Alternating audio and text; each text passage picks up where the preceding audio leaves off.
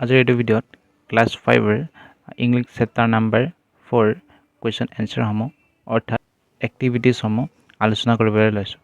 ইয়াতে activities number হৈছে 6 work in pairs and make invitation and request using the clue in the brackets. ইয়াতে জোৰকৈ বহি অৰ্থাৎ দুটাকৈ বহি ইয়াতে কৰিব কৈছে কামখিনি, অৰ্থাৎ ইয়াতে যিখিনি তলত চেণ্টেঞ্চ দিয়া হৈছে চেণ্টেঞ্চখিনি ইয়াতে কৰিব কৈছে। চেণ্টেঞ্চখিনি ইয়াতে আছে, ইনভিটেশ্যনৰ আছে আৰু ইয়াতে কিছুমান ৰিকুৱেষ্টৰ আছে, অৰ্থাৎ নিমন্ত্ৰণৰ আছে আৰু অনুৰোধৰ বাক্য ইয়াতে আছে। এইখিনি সম্পূৰ্ণ কৰিবৰ কাৰণে কৈছে। ইয়াতে প্ৰথমতে আছে আৰু লগতে ব্ৰেকেটছত যিখিনি দিয়া হৈছে ৱৰ্ড, এই ৱৰ্ডখিনি ইয়াতে ব্যৱহৃত কৰি সম্পূৰ্ণ কৰিব লাগিব। ইয়াতে কৈছে, প্ৰথমতে কৈছে ইয়াতে উইল ইউ, খালী ঠাই আছে। প্ৰথমতে ইয়াতে আছে গিভছ আৰু পেন।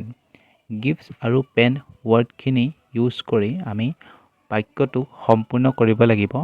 ইয়াতে আমি বাক্যটো এনেধৰণে সম্পূৰ্ণ কৰিব পাৰিম, will you give me a pen, অৰ্থাৎ গিভ মি এ পেন, অৰ্থাৎ এইটো আমি অসমীয়াত এনেধৰণে ক'ব পাৰোঁ, তুমি মোক এটা পেন দিব পাৰিবানে? এইটো অনুৰোধৰ বাক্য সম্পূৰ্ণ হৈছে।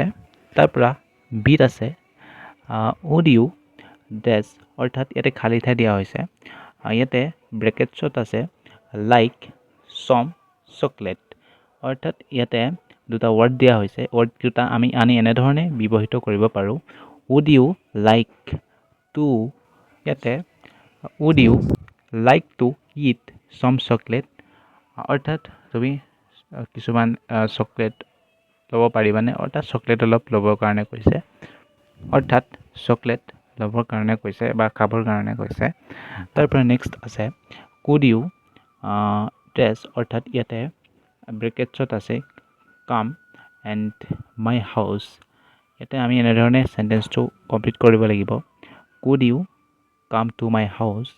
ইয়াতে অৰ্থাৎ তুমি আমাৰ ঘৰলৈ আহিব পাৰিবানে? অৰ্থাৎ এইটো ইনভিটেশ্যন হ'ব, মানে নিমন্ত্ৰণ। আৰু নেক্সট আছে, তাৰ পৰা নেক্সট আছে may I play with you, অৰ্থাৎ খালী ঠাইত আমি প্লে আৰু ইউটো এনেধৰণে ব্যৱহৃত কৰিব পাৰোঁ। ইয়াতে কৈছে অৰ্থাৎ মই তোমাৰ সৈতে খেলিব পাৰোঁনে? অৰ্থাৎ এইটোৱে বুজাইছে, অৰ্থাৎ এইটো এটা অনুৰোধৰ বাক্য হ'ব।